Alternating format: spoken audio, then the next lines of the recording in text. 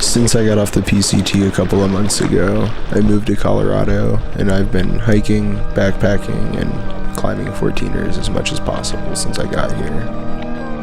A couple of weekends ago, Pokey and I decided to do the 4-Pass Loop, which is about a 30-mile loop in the Maroon Bells Snowmass Wilderness area. Those mountains you just saw are the Maroon Bells, which are two 14ers located in the Elk Mountain Range. With autumn at its peak foliage here in Colorado, we both wanted to get out and see the foliage, so we decided to do arguably the best and most beautiful backpacking loop in the entire state. As you can see, the approach was pretty rocky, but with the colors as bright and beautiful as they were, it was hard to complain, really.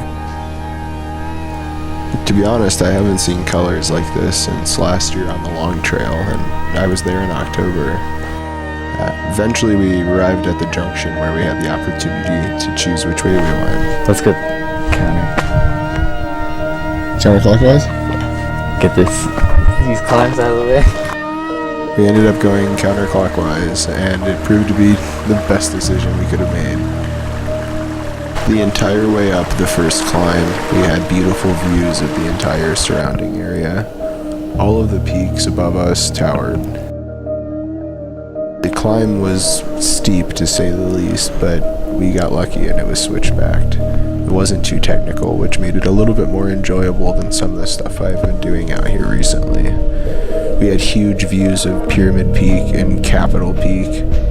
It's pretty crazy. Those are two of the hardest 14ers in the entire state, so it was really beautiful seeing them in person. We eventually got up to the first pass, and honestly, I was blown away with the views we had. It was a great climb and not too steep, which made it, like I said, really enjoyable.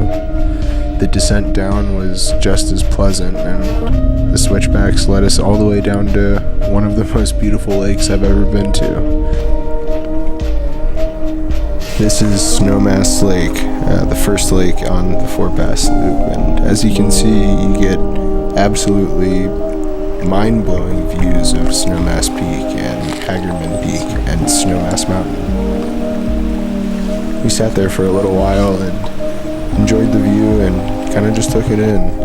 It's nice not to have to push miles all the time, and so we checked the maps, started walking a little bit more, and eventually made our way up to the second pass of the trip.